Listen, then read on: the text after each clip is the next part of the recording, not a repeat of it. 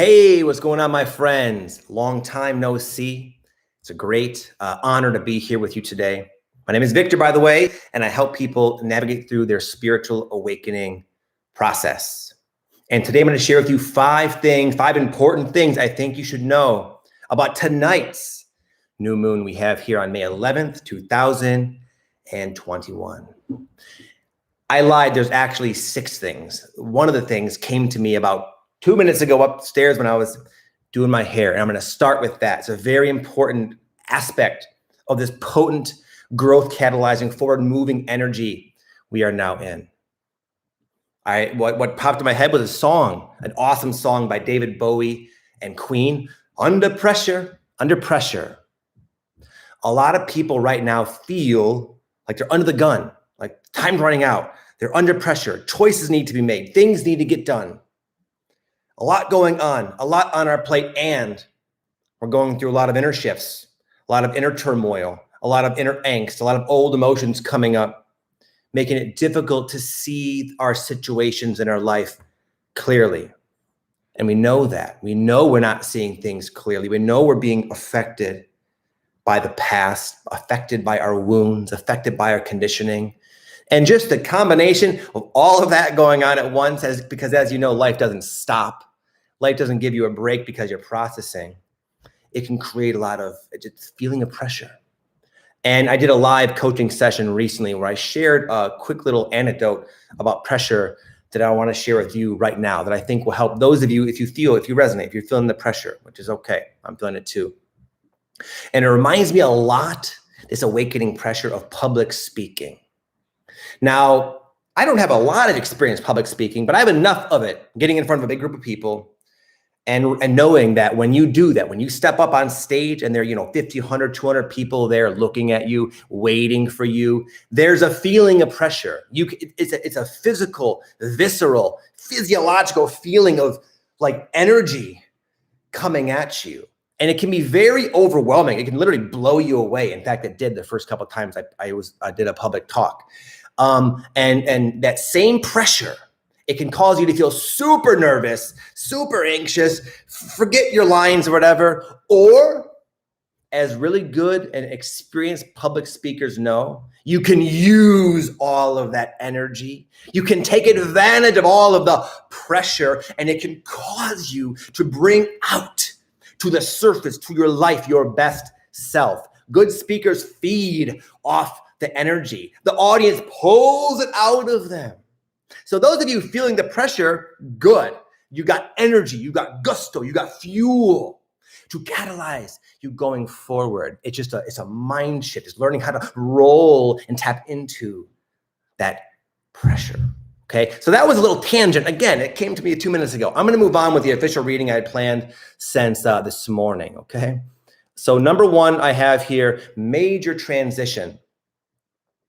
And there's an accelerated and highly valuable growth in and amidst the uncertainty. A lot of you folks probably feel like chapters are closing, things are ending, new things are coming in, but you don't know what they are yet. Actions need to be taken, but you don't know exactly what to do. You're kind of in limbo. You sense things are changing, but it's not done yet. You might not know how it's going to result. You probably don't.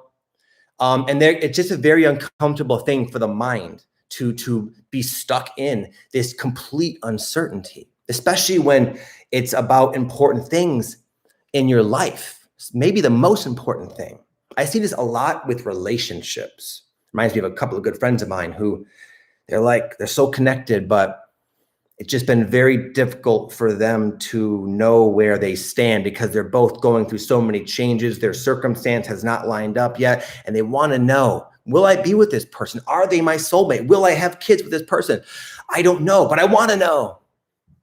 It's tough. I'm in it right now, my friends, as well. For like 3 months, my wife and I have been spending maybe hours a day contemplating, where are we going to live? Here in Las Vegas, Summerlin, Las Vegas, or in Sedona. Both very different lifestyles. Not good or bad. There's pros and cons. Trust me. I did the math.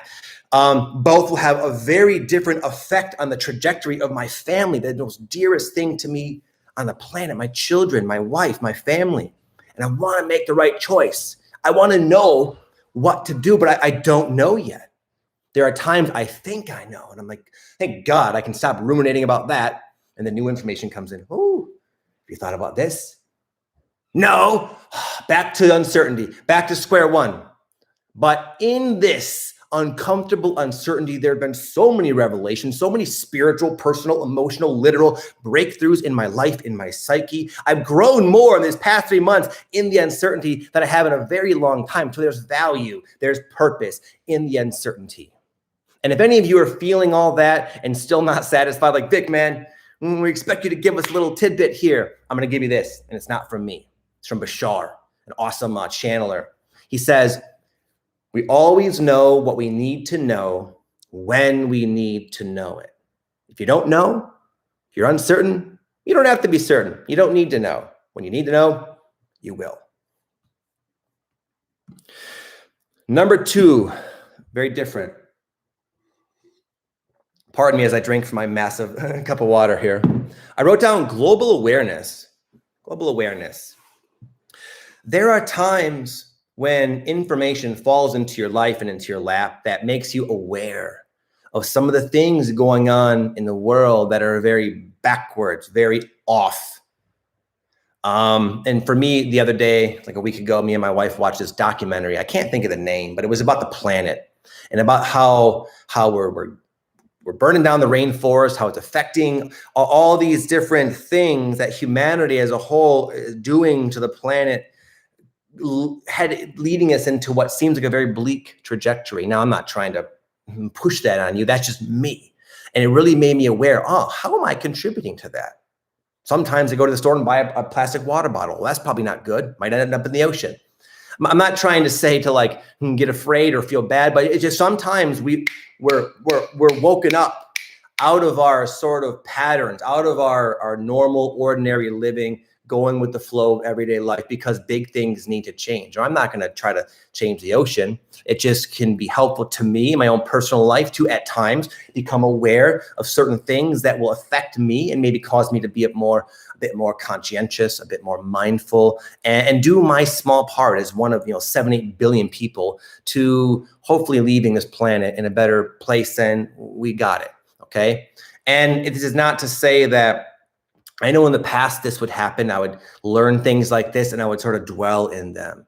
I would dwell in the anger, dwell in the resentment, dwell in the fear and think, oh my God, we're screwed, we're doomed, all these things going on. And that didn't serve me. It just kept me bound up in fear. But there are times where it comes in organically. And if you choose to use it and not buy into the fear, it can help you just live a slightly more conscientious life, which is a very powerful thing, even one person doing that. So I'll leave that. Number 2 as that. Number 3, I bet a lot of you folks will resonate with this. Daring to be different. Daring to be different. A lot of you are very different, and it's not always easy. And I wrote down specifically, daring to be different without the fear and without the heavy guilt. I remember many years ago, as some of you know, I was a recovering drug addict.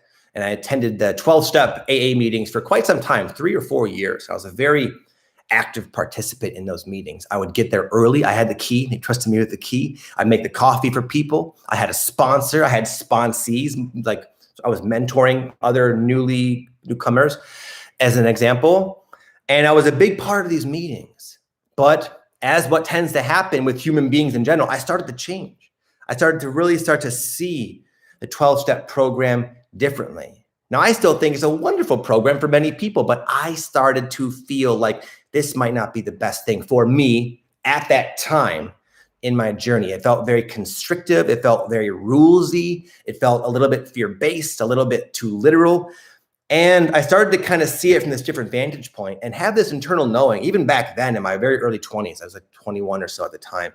I had this internal knowing that like, this is not sitting well with me. This is not for me anymore. And I'm feeling like it's actually doing more harm than good. But to leave the 12-step meetings, as some of you know, it's a big deal. People, they associate that with you're running off and getting high and you're giving up on life kind of thing. But that wasn't the case. I just wanted a bit more of a liberated lifestyle. But anyway, I knew it was time to move on. And I could feel people's disapproval, people's fear, people's judgments. We lost all the friends. They all kind of they ostracized us in a sense, even though we did it to ourselves. And anyway, was that the right move for me? In spite of how it affected everyone, how everyone wanted me to stay the same, it was the right move for me. I've learned it's very difficult to resist who we are becoming. And it's not our responsibility to control or even attempt to control how others view us. That's on them. There is no right or wrong. They have the right to that. But my point is, a lot of you folks are really coming into more and more awareness of who this new person that's always been inside of you is. And it's no longer just this future idea. One day I'll be more awake. One day this will happen. It's like, wow, this is me now. And what am I going to do with it? What I feel I should do, very unconventional. It very well might affect people. It could result in some conflict. But you know what? As I kind of brought awareness to the whole global thing, as I mentioned, we are in a time that desperately needs change. The world desperately needs outliers so daring that you will be yourself as best you can on any given day, regardless of what people say or do or think, regardless of how it makes you feel initially, because it's uncomfortable. But a lot of you folks came here to walk that path. Now, don't go out of your way to be unconventional, but a lot of you just are unconventional, are bringing through things that the world is not familiar with all that much. And the thing is, when you dare to be different, it inspires other people to be different as well, even if you're met initially with a little bit of resistance. So good luck with that. I know it's not easy. Number 4, very different again, is kind of a well-versed one here today. Reconnecting with family, perhaps even ones you had the biggest issues with. I've had many psychics in the past tell me, they'd ask me, how's your relationship with your father? And it was always kind of a sore subject because for a while we didn't have much of a relationship.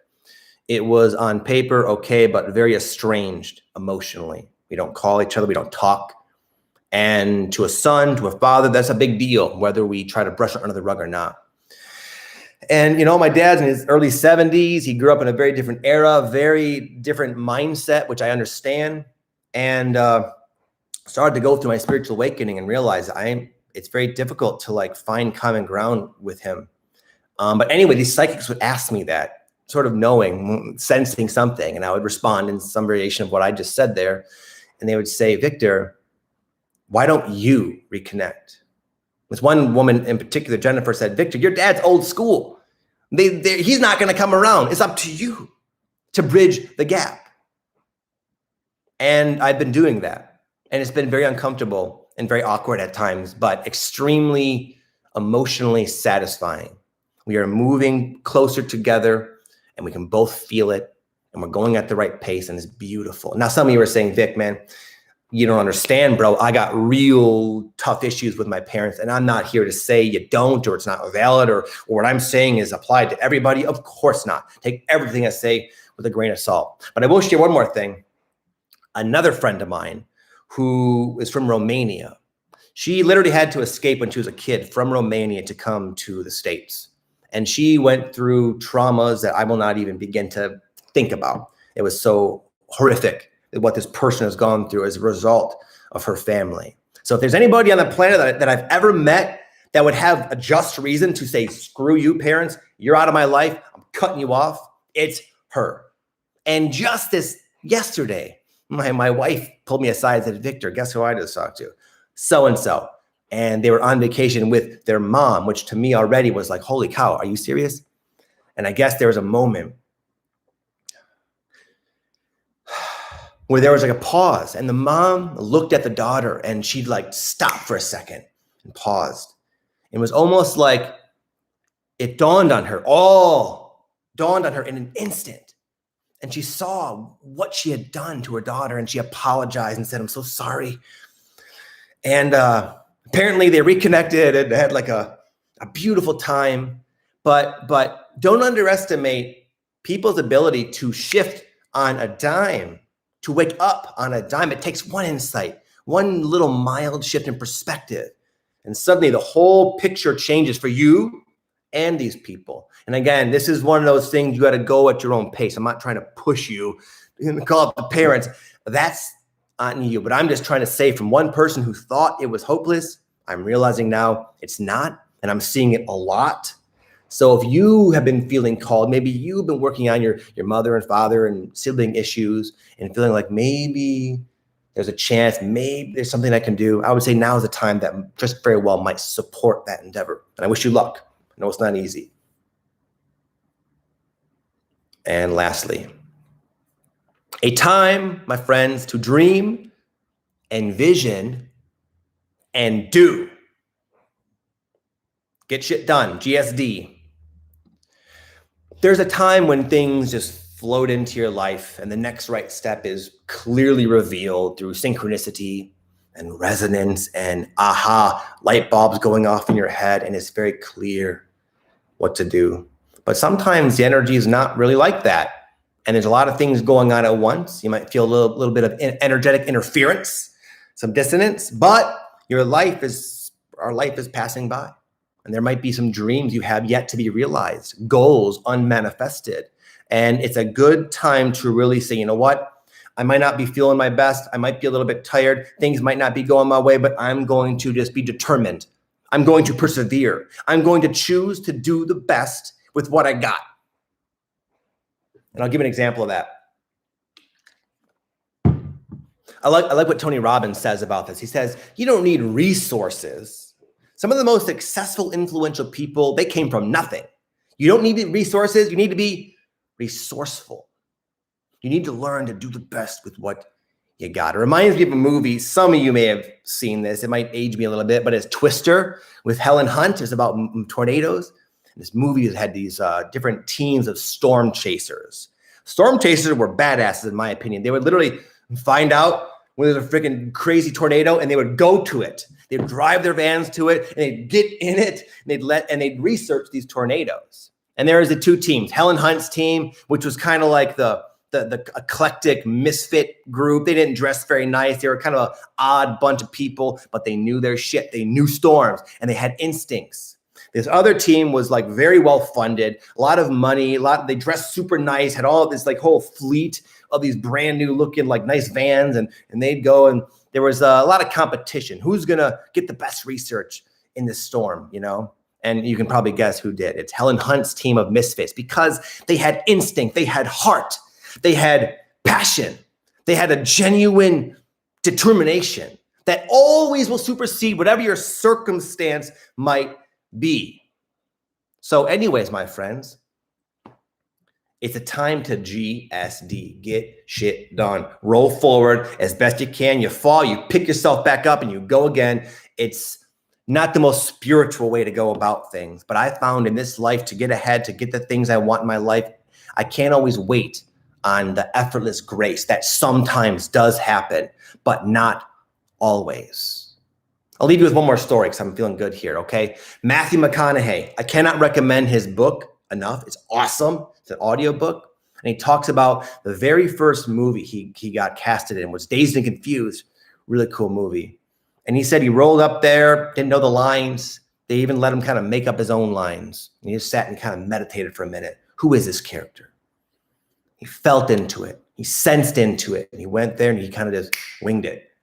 And he didn't blow people's minds, but he got the gig, right? And then he was in a couple other movies, and then he found himself in kind of a dry spell a few years after that.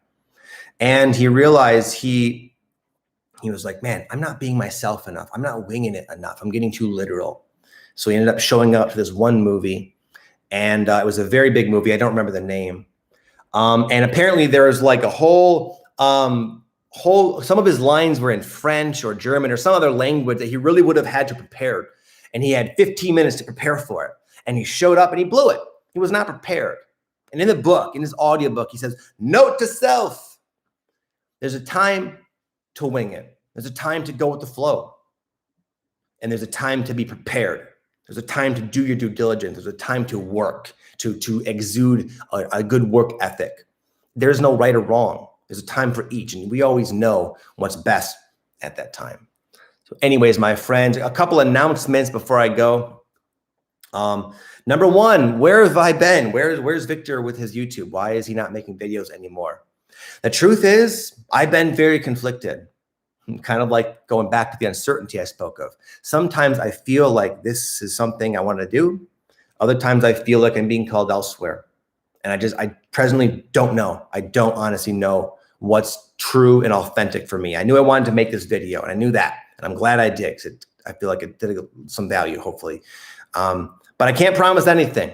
But I will keep you posted, okay? And I apologize for dipping out for 2 months and not saying anything. I've just been trying to figure it out, okay? And then lastly, in case some of you don't know, some of you don't read my emails or follow me on Instagram, we're doing one more Sedona retreat in August. It's the last one of the year, and I left the information page down below in the description. If you didn't know, I do retreats. They're awesome. I've done about 15 or 20 of them. They're super amazing. They attract cool people like you, which is one of the biggest blessings. It's a time of connection, a time of, there's a lot of growth that goes down. And it's a beautiful city, a magical city to come. And it's a great way to spend your time there, to really work on yourself and transform and connect with like-minded people. So if that resonates, if you want to check it out, there's a link down below. And with that said, thank you, my friends. Thank you for showing up. It's been fun being here with you. I wish you all nothing but the best. Hope to see you soon. And much love to each and every one of you. Seriously. Peace.